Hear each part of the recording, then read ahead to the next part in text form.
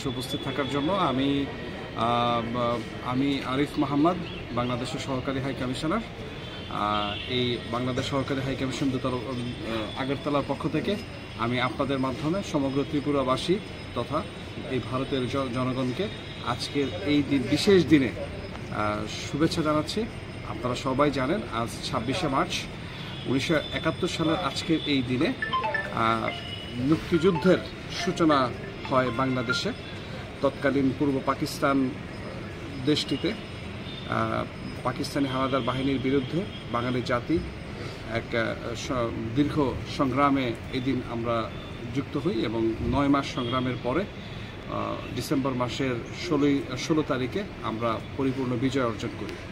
তো এই মুক্তিযুদ্ধের এই দীর্ঘ 9 মাসের সংগ্রামে আজ আমি প্রথমেই গভীর শ্রদ্ধার সাথে স্মরণ করছি যে এই সংগ্রামে যারা শহীদ হয়েছেন সেই 30 লক্ষ মানুষদের। আমি গভীর শ্রদ্ধার সাথে স্মরণ করছি 2 লক্ষ সম্ভ্রমহারা মা বোনদের। আমি এছাড়াও 1947 সাল থেকে শুরু করে 1971 সাল পর্যন্ত এই দীর্ঘ লড়াইয়ে যেভাবে আমাদের এই অর্জনের পিছনে অবদান রেখেছেন তাদের সকলকে আমরা গভীর শ্রদ্ধার সাথে কৃতজ্ঞতার সাথে স্মরণ করছি।